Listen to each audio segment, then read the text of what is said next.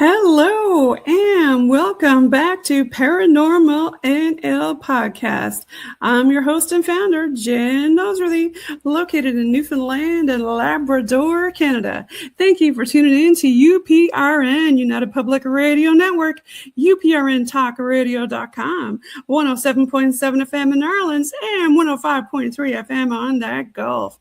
Watch and listen to PNL Podcast every Tuesday at 5 p.m. Eastern with a YouTube live chat watch party with me, your host Jen, and a few BOG team members. For tonight's Enchanted Poison Plants episode on UPRN segment number 90, I've got a special guest waiting backstage from Minnesota and a co-host from North Carolina who I'll bring on shortly. Now it's time to grab your favorite spooky summer beverage, a few botanical munchies, and get ready for the show tonight. Paranormal NL Podcast is sponsored by the BOG team. It's a boots-on-the-ground BOG team doing historical paranormal investigations in Newfoundland, Canada. If you find yourself coming back to the show and you like the content, smash that subscribe button. Gratitude, folks. It all helps. Now, you can grab your PNL Podcast and BOG team merch on TeePublic on our Linktree Paranormal NL Podcast. All BOG team music heard in the intro and the exit is available for download and use on all streaming, social media, and music platforms. PNL Podcast believes in supporting international paranormal networking and highlighting global paranormal people, places, and things. Now, I'd like to give a shout out to who introduced me to tonight's guest, and a big shout out to Filthy, aka Klaus, from SOR Spaced Out Radio here in Canada and British Columbia with cryptid cartoons. Now, Filthy was on PNL Podcast Season 4, Episode 16. That's UPRN Seg 76. And he recommended tonight's guest, who I'm going to bring on stage shortly. For now, we're going to bring on our co-host, Mr. Rob Shelsky. Welcome, welcome. Hi there. It's good to be here again. Do you want I'm to looking forward to tonight's episode. I want to know what an enchanted poison plant is. Yes, me too. I can't wait to find out about it, Rob. Now, for the folks listening, do you want to introduce yourself again to the folks listening around the world on UPRN? Sure, if they're not too bored with me already. My name is Rob Shelsky. I'm an author. I've written over 82 books. I have been a MUFON field investigator for UFOs, I've investigated lots of different paranormal things. I have spoken at the Library of Congress, and I've been an on-camera expert for Carcass 7 Studios in Hollywood. That about sums it up. Well, thanks again, Rob, for being co-host of the show tonight. So without further ado, we're going to bring to the stage our main guest, Miss Varla Ventura. Welcome, Varla. Thank you. Thank you. Yay. Thanks for having me. Excited to be here. Thank you for being on the show, both of y'all. Now, Miss Varla, for the folks listening around on UPRN, do you want to introduce yourself? Tell them a little bit about yourself. Sure. I'm an author. I've only written like 8 books, so Rob has me beat there. My most recent book, I write a lot about folklore, strange history, unusual creatures, things like that. My most recent book, Enchanted Plants, is an exploration of fairy tales and folklore through a botanical lens. And my next book, which is coming out in just a couple of months, is Rotten Botany. And that's an exploration just of like all the weird plants in the world.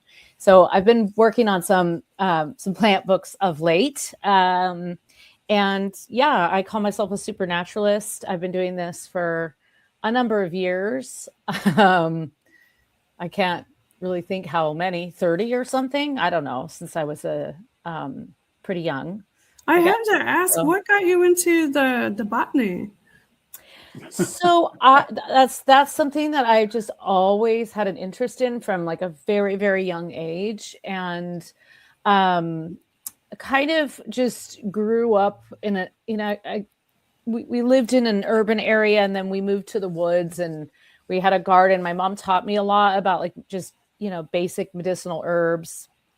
And then as a teenager, I was really obsessed with plants, and I spent a lot of time just training with herbalists and reading a lot of books about plants. And then I started working in nurseries when I was pretty young, plant nurseries. So did that for a while. And then that kind of segued into like a landscaping business. I grew up in California, so I had a business in San Francisco.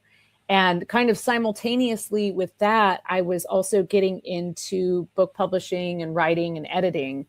And so to be perfectly honest with you, Enchanted Plants and even Rotten Botany, those are the books that I wanted to write 30 years ago, 20 years ago, maybe.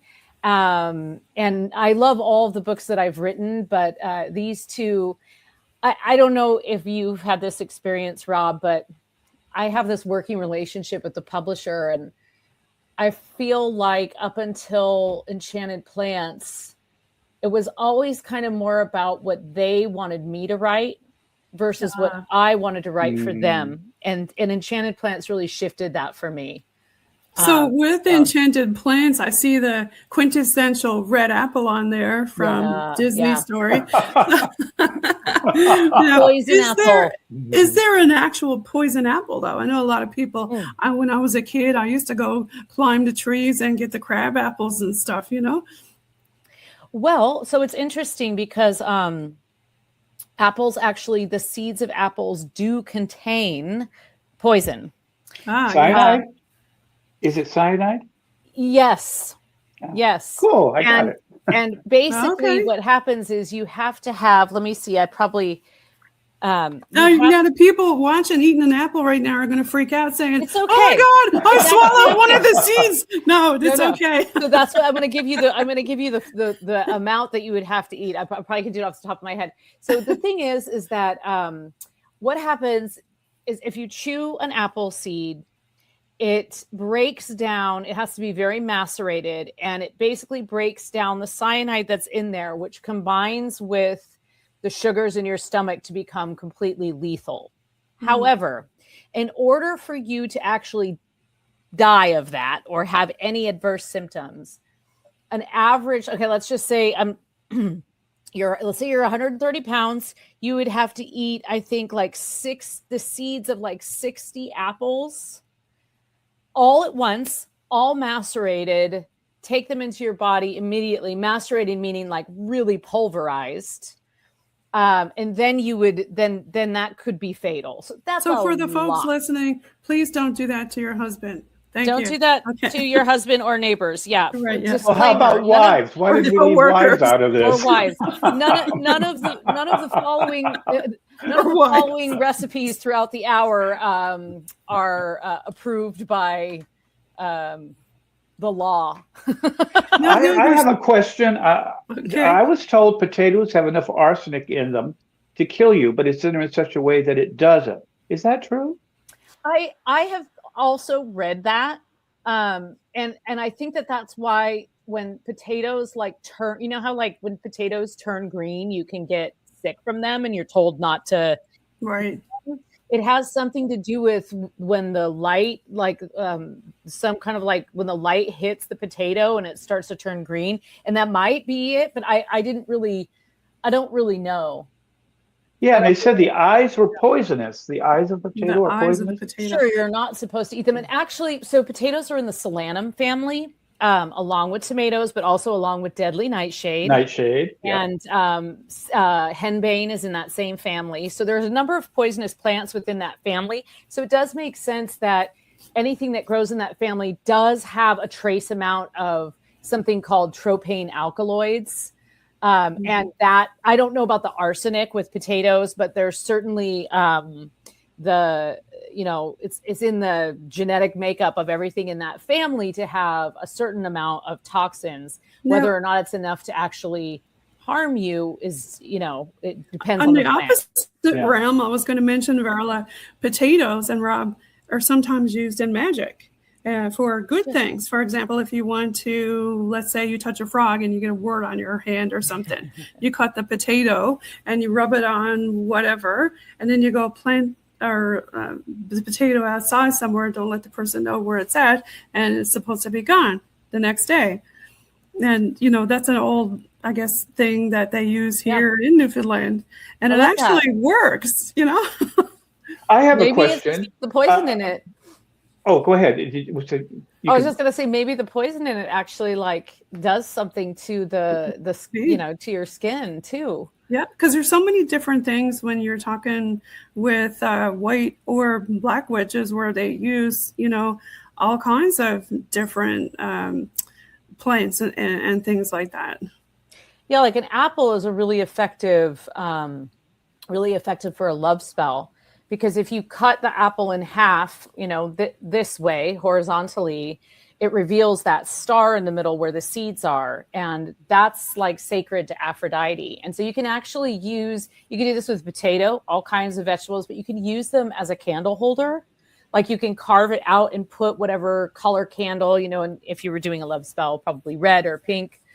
But you can do that, and it actually kind of creates a safe vessel for you to have this drippy candle and not worry about it causing, a house fire or whatever. Now, Rob, you had a question about something. Yeah, being a writer, I also write cozy murder mysteries. Oh, that's lovely. And there was an episode, Agatha Christie, Hercule Poirot, where they were discussing the perfect poison that was odorless, colorless, and left no lasting mark on the body, within minutes after dying. Is there a poison like that? Because if there is, I'd like to use it in a story. I believe it's strychnine. Doesn't strychnine cause shakes and convulsions? Oh, well, yes, but presumably there'd be no witnesses to that part. I think so it's either arsenic or strychnine that you can't taste. One of them has bitterness in it. And I think it's strychnine. I think it's strychnine. Okay. Now, there's other kinds of medications you can use as a nurse, but I'm not going to say what ones because we don't want people going around doing stuff to other people. No, but there's a book that I can recommend. I used it for research and I enjoyed it thoroughly, and it's called The League of Lady Poisoners. And it's a beautifully designed book, similar to my book has these gilded edges. It's got green gilded edges. It's a hardcover. Okay. And the woman who wrote it also illustrated it. But she goes through all of these different women over time. And there's a whole story in there about this woman who I guess used arsenic. It must have been arsenic. Yeah, it was arsenic because that's what they used back in the Victorian era. Yes, this was during the Victorian era. And she put it in chocolates. Right? She put it in chocolates. Oh, yeah. Okay. And then, it's just like it's a terrible story. I mean, she poisoned all kinds of people, a bunch of children, tried to blame the chocolatier. And she was like obsessed with this doctor. And then so she sent these chocolates to his wife and tried to get her to eat them. But the wife was like, this lady's kind of off her rocker. And it was like this 5 or 6 year ruse where she had like tried to go into a lawsuit or tried to convince people to sue the chocolatier just to deflect. Meanwhile, she kept going. She would disguise herself with like a heavy veil and she would go 3 towns over and order strychnine to poison the rats in her cornfields. Oh my gosh. And, it was like, not like people communicate. It was like, oh yeah, this suspicious lady kept coming in. I mean, it would take a while for information like that to get around. But now some of the stuff is good. I found this one, like lamb's ear. Oh yeah, they were used on the battlefield for like bandages for soldiers. Yes, I have that in my yard. A lot of stuff too. Yeah, lamb's ear is very absorbent and can kind of staunch bleeding. And it's not in the same family, but something that grows native all over North America is, I think it's introduced actually as mullein, very similar. Gets those thick, fleshy, soft leaves, and those can be used to like stop bleeding, to treat wounds. It also has, it's good for coughs and like when you think about it, most of the stuff that's in your medications are medicinal plants and things like that. The most poisonous plants are the ones that have the most medicine in them. And there's no better example of that than foxglove, digitalis. Mm-hmm. There's no better example because that is a common plant. It is seen in every cottage dogs garden. Get into it a lot though, don't they? In the wild, when you let your dog out, you got to be careful they don't get into that. I mean, my dogs don't get into the foxglove, but I'm sure some do. Especially puppies that like to chew on everything. And all parts of that plant are poisonous. Now, dogs that might be a little bit more resistant to some of the poisons. Because, they have a lot of like crazy stomach enzymes that we don't have that like prevent them from, it's why they can like eat weird random things, but they should eat foxglove. But there's so many pretty plants that you wouldn't think would harm your animals. Like I've got an amaryllis that is so easy to take care of. Toxic for dogs, yeah. Yeah, and cats too. So I got to keep it up really high so they don't get into it or something, right? Yeah. And people don't even realize, you mentioned chocolate. That's bad for them too, right? Chocolate's bad for dogs. And raisins. Grapes, I think. Yeah, raisins. Yes. Yeah. Is it bad for people? No. Chocolate? Good for people. Chocolate's really good for people. It's good for me. It's good for me too. But like with foxglove, you have foxglove contains something called digitoxin, and that is an active like alkaloid in there that is used to create digoxin, which is a heart treatment. Heart, yes. And it's still used today and is used very widely. And, I think at this point, it's probably like it's been synthesized now that, the compounds have been isolated. But actually during World War II, the British government formed something called the British Vegetable Drugs Committee. And because all of the digitalis or all of the digoxin that was being produced at the time throughout Europe, it was being produced in Germany. And so in order, and of course, you're in England, you're not going to get that. So in order to prevent a massive shortage of this medicine that you take that stops you from having a heart attack, they enlisted all the women and children and elderly who weren't everyone who wasn't fighting at war or working, they enlisted them to grow and harvest foxglove. Wow. And they were able to harvest enough that it prevented a drug shortage throughout the war, which is pretty remarkable. And I just love the idea of like women and children gathering foster Stuff, right? Yeah, it's perfect. Now I noticed on your Rotten Botany book, you've got it looks like a meat eater plant. Now in Newfoundland and Labrador, we've got a pitcher plant that eats things like, insects and meat and stuff like that. Do you have one of those in your garden? Oh yeah. So the book has an entire chapter dedicated to carnivorous plants, including several kinds of pitcher plants. There's a sort of a South American pitcher plant that's the kind that you see that kind of hangs more. Okay. And then there's the North American pitcher plant, which is a Saracena. And those are the ones that like are tubular and almost cobra-like. And I suspect they're the kind that we've got in Newfoundland. Yeah. Yeah. That's our main flower. Yeah. Guess where the Venus flytrap comes from? The Venus flytrap's from the Carolinas. Yeah. Yes. Yeah. Oh, really? Yes. It's native. Yeah. It's native there. It just makes me think about the movie. What movie was it in? Oh, Little Shop of Horrors. Yes. Yeah. There you go. Oh, yeah, that's what it was. Yeah. I was thinking of Day of the Triffids. That was a scary movie with a plant. Oh, you ever saw it? I don't know that one. You never saw Day of the Triffids? Oh, it's a cult classic. Now I'm going to have to it's watch still that. Scary. Yeah. It's still scary to me. Now, you're talking about poisonous plants, but how is it that they're enchanted? I'd like to know about that part of it. So what I did with this book is I am a plant nerd and I love all books about plants and I love books about plant magic and I love books about plant medicine, but I wanted to do something that was a little bit different. And so one day I was reading a Grimm's fairy tale and I took out a little pad of Post-its and I started marking up where certain plants were being mentioned again and again. And right away, there was a list that started, obvious things, apples, roses, these things appear again and again. And if you get into Greek mythology, you've basically got them all, you've got Narcissus and Iris and all of that.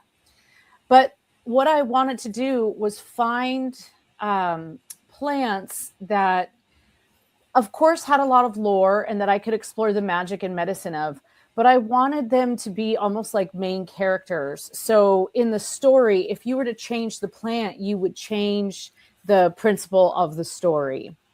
And once I set that criteria down, that is what helped me identify what I considered to be an enchanted plant, that it was something that repeatedly appeared in stories and would cause some kind of effect on the people around them.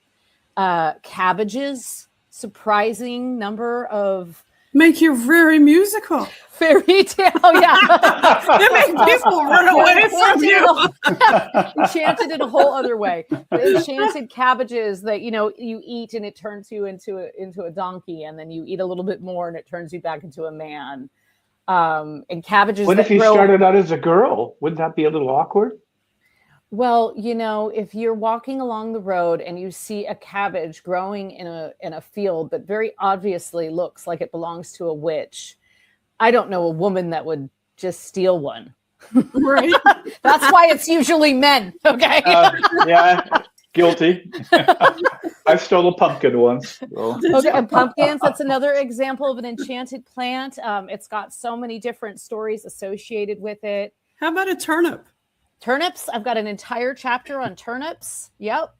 Enchanted turnips. They were the original jack-o'-lantern. You mentioned yes, jack-o'-lantern, because they're actually look scary. Oh yeah, they were the original jack-o'-lanterns. And let me ask you, what do you call turnips in Newfoundland? Like, what does a turnip look like? We don't call it a rutabaga, we call it a turnip, and it's huge. It's as big as your head. And is it white and purple or is it yellow? White and purple. Okay. Now, the ones in the U.S. I found are small, very small. Rutabagas are small. Yes. I don't know why I don't know. So that's a whole big controversy because there's also this, like they call them neeps in Scotland. Okay. But they say the things that we here in the U.S. call turnips are not worth, or rutabagas or whatever, are not worth anything and shouldn't even be fed to pigs. And so what people, but you're right, because you have like the real ones are I couldn't find them large. anywhere in the US. And that's why they were actually like, people can't conceptualize that, because here in the US we're used to turnips being tiny. Well, our turnips are so big. You cut them up, you boil them, and you mash them up with butter, and usually throw a bit of pepper or something into them. But you could also carve them. They're big enough to carve. Yeah. They have big turnips at Walmart. There's a white and purple kind of turnip. But there you go. My mother used to boil the turnips and mash them up, and boil carrots and mash them up and mix it because for Thanksgiving, because it took a little sweet out of the carrot and made the rutabaga not quite so bitter. Now, I haven't tried that before. That sounds good. Yeah, it's pretty good actually. That sounds pretty good. Yeah. But I was wondering, I mean, are you by any chance a Wiccan, a witch or something like that? I'm not a Wiccan. I do identify as a witch. My mom is a witch, and I do a lot of witchy stuff. So a lot of women do. I don't have any. I don't. I don't deny it, but I don't have any formal. Some people are part of. There's so many different traditions. I was going to put enchanted, plant magic up there, but I wasn't quite sure if you were or not. So I could have added that. I'm flexible. But every plant has magic and medicine. I do it's not really like full of spells, but I do offer reasons that you might use it, or what the plant is good for magically. And that comes from obviously research, but mostly my own experience working with these plants. Do you have a favorite that you like to work with? A favorite plant? Yeah, whether it be mushroom or plant or... Yeah, there's actually no mushrooms in this book. There are mushrooms in Rotten Botany. There's an entire section of incredible fetid, phallic things that are in the mushroom category. Like, incredible. Okay. But a favorite plant, well, one of my favorite plants is foxglove.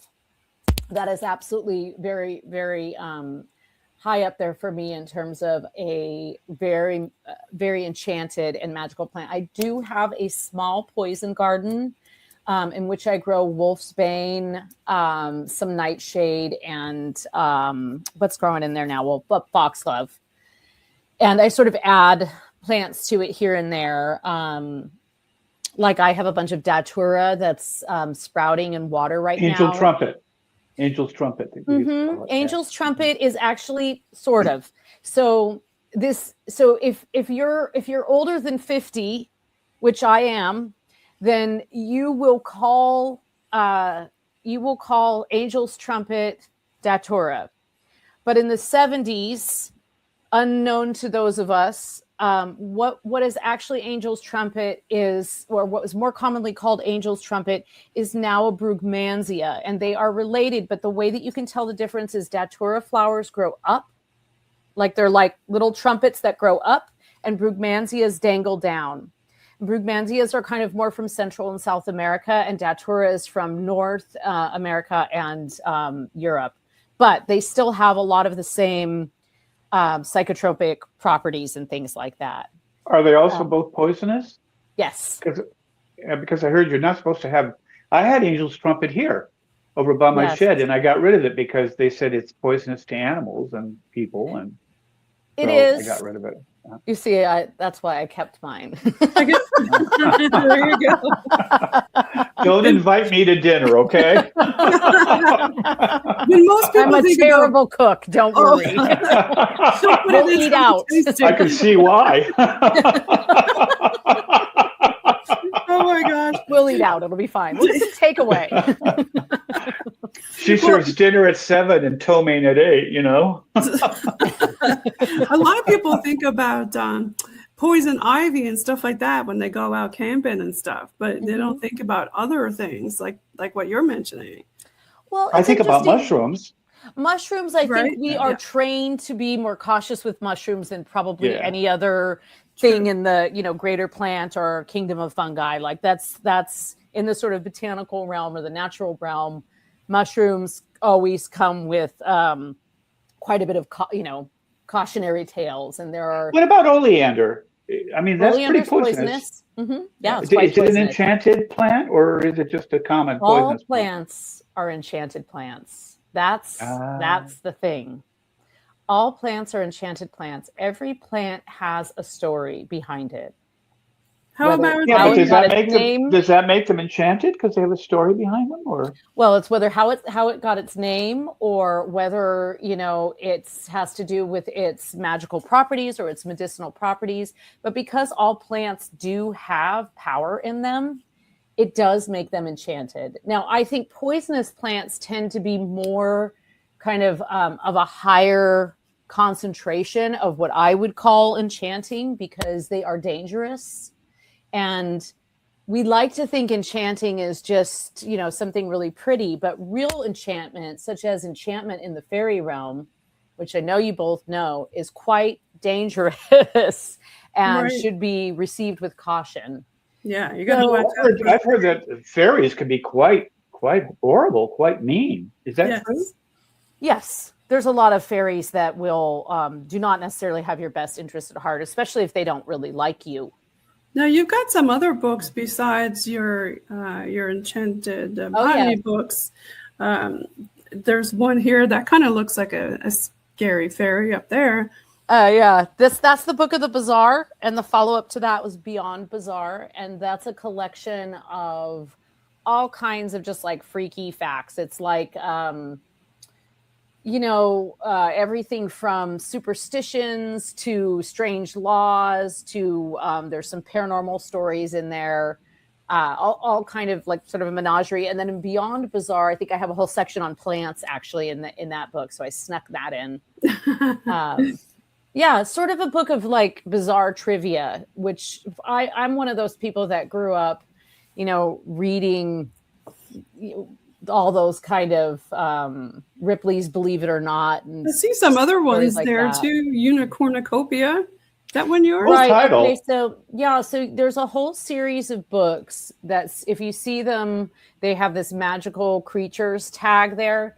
And what these are is a series of real cheap ebooks that I did for the publisher, where I was tasked to find some obscure stories and put them in some modern context, and then write an introduction or find someone who was an expert in the field to write an introduction. And so those ones are mostly all ebooks, but both there was a magical creature series and there's a paranormal parlor series, and the magical creature series ended up becoming some of the base research that I used for Among the Mermaids and for Banshees, Werewolves, and Vampires. And then the Paranormal Parlor series segued to be this Paranormal Parlor book. So it kind of gave me a blueprint of things that I wanted to cover in that. And we just sort of turned them into books. Are there any... I'm sorry, go ahead. Oh, I was going to say, I bet there's a lot of interesting stuff in your Paranormal Parlor book. I love that book. I had a lot of fun with that book. It's got a lot about the history of the paranormal and spiritualist movement, a whole chapter dedicated to sort of the kind of the players behind it, and a particular chapter dedicated to the women of the paranormal. Who were found a lot of agency through the paranormal arts during a time when they weren't really even allowed to show an ankle. So that's always really, so that was a lot of fun. I've got, your classic haunted cemetery lists, haunted houses, stories that people shared with me, my own personal experiences in there. And it's kind of one of those books that's designed like you could read it cover to cover, but with most of my books, you can read them out of order. Like it's usually like a small section about one thing. And the Enchanted Plants is very much like that. You can read it from beginning to end, and I organize it in a very specific way, but you also could just look up one of the plants. Right, yeah. So you mentioned fairies earlier. What's a puka? Yeah. Oh, a puka is a trickster shapeshifter, frequently seen as a very large rabbit or a horse with like glowing red eyes. Really? And it kind of exists. Sometimes you'll see stories of pukas that are like eagles or other animals, but mostly it's a horse or a rabbit. And they kind of like, they're not inherently bad or evil or anything, but they do exist to sort of like mess with you and make you reevaluate your life and your life's path.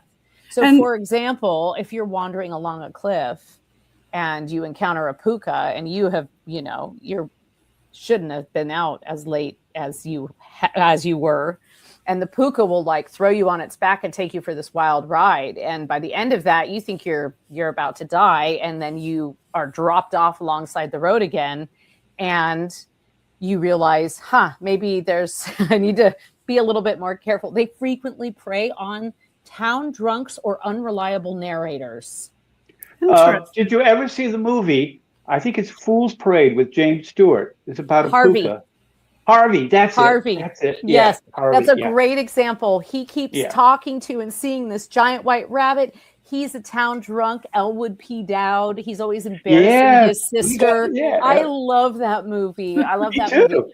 Yeah. Well, they're Welsh, right? Pukas are Welsh, aren't they? They're Irish, but also that word puka, sometimes spelled P-U-K-A, is used or sometimes P-U-K-K-A is used throughout Scotland, Wales, England, and Ireland, and even in like Brittany and some other parts of like what we're. I have to ask some of the more locals about the pukas. Now, the changelings, are they to you more like Wendigo or Skinwalker or? No, a changeling is a fairy switch. A changeling is a fairy child left in place of a human child. Oh, and yes, we've human child spirited away to the fairy realm, and the fairy child is left on the day side, on the human side. Okay. Now we do know today, and this is very important, and you encounter this a lot when you read old folklore. We know today that there are many things that were identified that today would be identified as like a birth defect or some kind of other maybe developmental anomaly.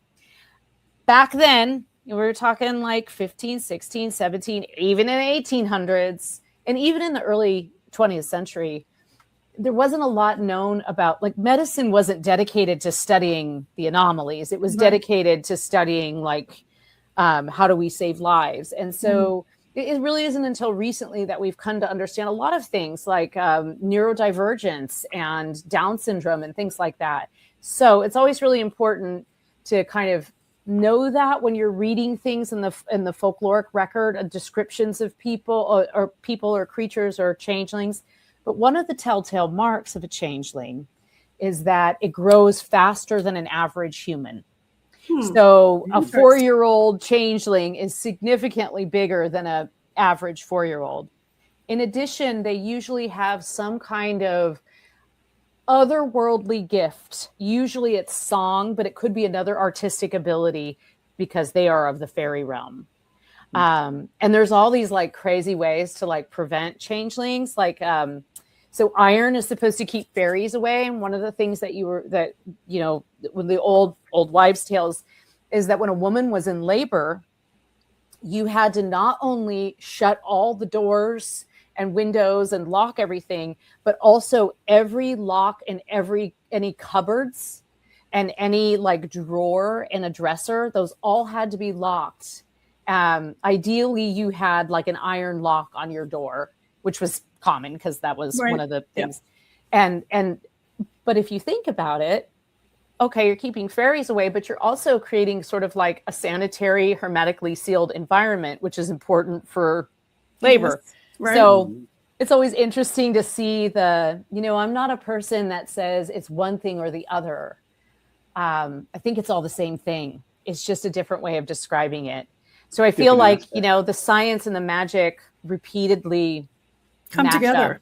Yeah, definitely. They really do. Now, about ghosts and stuff like that, are there plants that tend to be associated with ghosts in particular, like the spooky kind of stuff? I mean, Well, okay. So the short answer. So there are a couple of plants that are identified at, like, there's like the ghost orchid, the ghost pipe. So they're plants that don't photosynthesize, and they actually are like pale and translucent. So therefore they're given the name ghost. Now, as far as plants, I mean, there are tons of plants that are associated with the dead and associated with connecting with the other side. A surprising example is actually hazel. In the original story of Cinderella, it is not a pumpkin. There's no pumpkin involved in that, because this original story predates like Columbus and colonialism. Pumpkins are indigenous to North America. They were introduced to Europe probably in like the late 1400s, early 1500s. So really not until the 16th century. Around that time, there's a French writer named Charles Perrault who rewrote Cinderella, which was originally called Aschenputtel, and it was an old German story that went back centuries. And so he hit my plant. And so he he redid this. So you can imagine you're this like this cultivated European garden, and then the pumpkin shows up. The most beautiful, I mean, it just looks enchanted. It's just got this incredible luminous quality to it. And they did so beautifully throughout France, all around the Mediterranean. They just did beautifully. So he took this, what was a new plant to society, and he worked it into this classic tale, and he did sort of like the French version. But prior to that, it was actually the plant at the center of Cinderella is a hazel tree. And what happens is her father's coming back from market, and the stepsisters are saying, "Oh, bring us jewels and velvet and gold," and she's like, "Oh, just bring me a branch from a tree that knocks your hat off when you're almost home." That's just what she says. And so he comes home with all of these gifts laden for the two sisters. And to Aschenputtel, to Cinderella, he bestows this branch. Well, it's a hazel branch, and she quickly runs out to the garden and plants it onto her mother's grave, where it grows at a very rapid rate. And it is this tree, which is enchanted and has talking birds in it. This is the tree that drops down a gown for her for each of the 3 nights of the ball, and shoes. And when she comes back from, escaping the ball, so no one knows that she's gone, she lays them out. She lays the clothes out, and the birds and the trees take and disguise the costume again and drop down her rags. And they do that 3 nights in a row. And when the prince comes looking for the person whose shoe he's trying to find, it's very gruesome, but basically one sister can't get it on her foot, and so the mother says, "Just cut your toe off." What? Ooh. So she does. Oh. She does it. And then she puts the shoe on, and it fits because her toe fit in there. And so as they go to ride out in the carriage together, as they pass under this enchanted hazel tree, the birds shout, "There's blood in the shoe, there's blood in the shoe, your true bride still waits for you." And the prince can understand what they're saying. He seems to be the only one besides Cinderella who can actually understand the language of the birds. So he goes back, and then the other sister tries it on, but she can't get her heel in. And so the mother advises that she chop her heel off in order to fit into the shoe. And so she does. And the same thing happens. They pass under the hazel tree, and the birds say, "There's blood in the shoe. There's blood in the shoe. Your true bride still waits for you." So finally they go back, and it's this story that where it's like, oh, well, there's just Cinderella, but she didn't go to the ball. She tries the shoe on. Hopefully they've rinsed it out. At this point. It's like a little wipe down. this The shoe is red by now, right? Yeah, it's like very red. Can you imagine if it was a glass slipper, what that would look like with a bloody stump in it? Or oh my gosh! And so when she puts it on and they pass under the tree, the birds say, "Your true pride, there's no blood in the shoe. There's no blood in the shoe. Your true pride sits beside you." And actually, there's one more really gruesome detail. That at the very end, the sisters, she gets married and she's coming out of the church, and her sisters come up to her and they link their arms around her and they're like, "Oh, hooray, we're all going to live in the palace." And at that moment, birds swoop down and pluck out the eyes of the sisters. Oh, God. So she's got like the birds on fairy her tale. side. Yeah, it's really good. But so that's a great example of, a plant that then it was like, well, this is obviously associated with the dead. And in fact, it is. And it's sort of considered a conduit into the other world. And so there's no better example than her putting this down onto her mother's grave and basically having this enchantment from the other side really like protect her and look out for her whole life. Wow. That's an interesting one.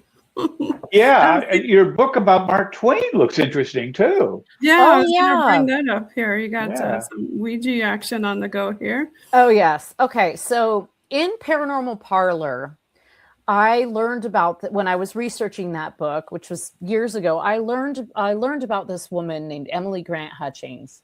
And she haunted me ever since because what I knew about her, I put in the book. And, but as time went on, I was always there were things that I didn't seem to quite make sense to me. Like what happened to her during this like 60-year period when there's like seemingly no record of her. But this is Jeff Belanger. I don't know if you are familiar with his work. He is a wonderful author. He's written dozens of books on the paranormal and ghost hunting and creatures. He's got a great book called The Fright Before Christmas that's all about like frightening holiday creatures from around the world. Anyway, he launched this thing called Shadow Zine, and he asked me if I would write one, and I said yes if I can write this, because I have been obsessing over this woman's story for probably 10 years. And I have all of these things that I've been gathering. But the short version is that there was a woman named Emily Grant Hutchings who attended a series of seances in about 1915, during which, through a medium, the spirit of Mark Twain was said to have made contact. And after a couple of sessions, he began asking for her. And a couple sessions after that, she, a medium, and usually there'd be a third person there to act as like basically just as a secretary to like write things down. They began to transcribe. First, they transcribed 2 short stories and edited them all via the Ouija board. Once that worked out, they started on this novel, which the ghost of Twain was, purported to be communicating to him that that's what he wanted to do. And they spent about a year doing sessions. They took the Ouija board and turned it basically into like, I call it like a psychic typewriter. So they took and painted with India ink on the board, parentheses, semicolons, exclamation points, a couple of contractions. So instead of having to spell out that was a parenthetical statement, he could simply guide the planchet to the to one parentheses mark. So this is just fascinating, right? That whether you believe that this is the ghost of Twain or not, the what is happening, these parlor sessions where an entire novel is being dictated. The novel is called Jap Heron, and it's called, the main character is a boy named Jasper, whose nickname is Jap. And he's sort of like a young apprentice at a newspaper, which is totally like Twain, it's Twain's background. And the story, I'm not a Twain scholar. I have read enough Twain to know that his voice is you could mimic it without, it's very distinct. And anytime you have a very distinct voice, it's not that hard to. Yeah, it's pretty amazing that they actually use the Ouija board, because a lot of people say don't be at the Ouija board, and there must be something to it. If so many people say don't be at it, it obviously works for a lot of people. My experience with it was bad. I didn't like it. It was I threw it away. I bought it, tried it that same day, and threw it in the trash that same day. I was just going to ask you, would you ever try that, Rob? To ask it? I tried it once, and it kept saying die, die, die. So I thought, well, you're going in the trash. That's not the message I need to see. You said goodbye first before you threw it in the garbage. Yeah. But with the Mark Twain book, I mean, could it be someone just trying to ride on Mark Twain's coattails by saying it's Mark Twain? Okay, so this is all part of the story. So for me, it's not just about the story that was written. It's also about the story of how the story was written, who was involved in it. She was called many things. She was accused of doing it just for publicity. She was accused of trying to ride the coattails of Twain's success. She was not the only person, by the way, who's claimed and published work trying to say it's through Twain's ghost. However, she was the only one who was sued for it. And it went all the way to the Supreme Court. Did it? Harper and Brothers took her publisher to court. And his name was David Ketterly, and he was a publisher from New York who did a lot of esoteric stuff. And there's some really kind of funny things out there about him. But basically, they were ordered to destroy this book, and he was like, oh, okay. But we know he didn't, because there's copies out there. They're rare, but there's copies out there.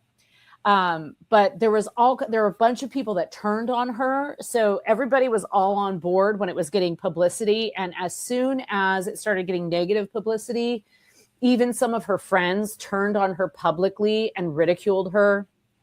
And then she kind of disappeared from society for years. So it's very interesting. I also talk about like I was talking about before, that the agency, she was friends with Patience Worth, if you know that name at all. It's a woman named Pearl Coran who became famous for channeling. She did channeled works. She met Patience Worth, the entity, through a Ouija session, but they then went on to do channeled sessions. And she wrote volumes of poetry and won all of these awards as a novelist, but under the guise that she was channeling this 16th century pirate lady or something. So there were a couple of times in America, I would say in US history, it was definitely happening in Canada. It was happening in Australia, and it was happening in the UK and parts of Europe. But it was the New York area was the hotbed for spiritualism. And there was a huge spike in interest in it during the Civil War in the United States. And then there was a second spike in interest kind of around the time World War I had kicked off, even though the US wasn't involved in it yet, but it was another time. It kind of makes sense, because you have a group of people you have a nation in mourning. You are talking about things that are outside of your control. You aren't able to make contact with loved ones. And so an interest in the other side kind of really spikes in society, combined with the fact that there were all kinds of crazy innovations happening at the time. Yeah. All of a sudden you could turn this box on in your house and voices would come out. Yeah, pretty amazing stuff. Electricity. Mm-hmm. Right? We take that stuff for granted, but it was can you imagine living your whole life with kerosene and candlelight? And then being able to touch a button and I don't think I'd like it too much. But Rob, do you want to give a shout out, since we're getting close to the top of the hour here, of your moonflower? Yeah, sure. Just go to Amazon if you want any of my books, or you can go to Permuted Press, or you can go to Simon & Schuster, and they have several of my books as well. And that's about it. This is your new one, right? What is that? Song of the Moonflower. Is that UFOs in the background? Yeah, it's a space opera. It's based about a young woman who's suddenly catapulted to be head of her house, and she has conflicts with her mother, who was the head of the house, other royal houses, and it's basically a space opera. Oh, and AI helps me write it. No. So it's Are you fiction. sure it wasn't your planchette in the closet that helped you? No, that's in the trash. That the modern equivalent? Is that the modern equivalent, right? Is AI the modern equivalent of channeling? I don't know. I was just going to say, right? I'm getting very technologically oriented. I find it much easier to have it outline things for me. I give it all the information and it outlines it. So it works pretty well. But yeah, Amazon is the place to find me. I'm going down kicking and screaming against the robots myself. I'm going back to candlelight, but Oh, I've sold my soul. If Alexa ever conquers the world AI, I already asked if I could be one of her first lieutenants, and that I would obey everything if she would just let me live. Everybody flee to Rob's when it goes down. Yeah, I love that. I'm going to put up on the screen here. Let's see. I think I've got your website here, Varla. Oh, there it is. Let's see. Books by Varla Ventura. Yeah. So when you Google yourself, there's a lot of books that come up. Yes. Now, on the website, there's not half as many as if I were to just go ahead and Google your name. It's because all of those books, like that Unicornucopia, and like those are all just ebooks. So there's they're not like full length books. They're like $1 ebooks that you can get on. Oh, Kindle. they're chat books. Yeah. And they're not even in print. Oh. So. Gotcha. Yeah. Okay. I was thinking, wow, this woman's busy, right? Well, and I did those all years ago. But I do want to point out that if anybody wants to, like if you go, you don't need to do it right now. But if you do go to my website and you go to the appearances tab, I do travel a fair amount, doing presentations that have to do with enchanted plants. Yeah, don't look at it right now. It's not up to date. And also it's going to reveal timestamps that we don't want on there. Okay. So, but I have Rotten Botany is coming out in the fall. I've got a fall book tour planned in Massachusetts. I'll probably be doing one on the West Coast, of course, here in the Midwest where I am. So that's a good way to just, if you want to come out and meet me and see me in person, just check that out, because I actually one last question. Yeah, go ahead. Oh, your name, Varla Ventura, is that like an author's name? Was that your real name? Because it's so pretty. Pen I name. could tell you, but I would have to kill you. Well, poison me, right? Now, if you want to find that Varla woman in Australia did, she made beef Wellington with poison mushrooms. And in Australia. Yeah. Mm-hmm. Yeah. So you're on Instagram, correct? Instagram is like where I go the most. You can find me on Instagram. And then I am also on Facebook. And then like, if I'm on any other social media, I do nothing with it. So okay. Yeah. On the ticker down here on the bottom, you'll see Varla's website, so you can follow her there. And do you want to give a shout out to some of your followers, or where else you can find your books? Well, obviously, we must thank Filthy Filth for the introduction. He's one of my favorite artists. Shout out to Filth from absolutely SOR, adore him, based from out SOR and just Filthy Enterprises. He's got some books out himself. He's a wonderful artist and just all around great person. I've actually gotten to hang out with him in real life, which is always such a treat these days. We make all these connections online, and I love his artwork. I had him. Oh my God, I do too. For my birthday, and he was kind of drawn while we were talking, and we had cats on the show, so we kind of had a cat party for my birthday. Yes. He's got like Gremlin and. Yes, he did one. There's a lot of cats. He did a drawing because we met in Vegas a couple years ago, and he did a drawing for me, and it's It's him and me and an alien in a casino in Vegas. It's great. That's my favorite. Awesome. Well, thanks. Yeah, you find me where all my books are available wherever books are sold. If you go into a bookstore and they don't have it, everything's in print, and they will be happy to order it. And Rotten Botany comes out in October, but it is available for pre-order. So you also find that wherever books are sold. Everybody go out and buy Varla's and Rob's books. And thanks again for being on the show tonight. I really enjoyed having you both on. And we're going to leave you more bog tea music. And let's see, how about some metal? Or unless you want something different, we've got rock, folk, dance. Did you say metal?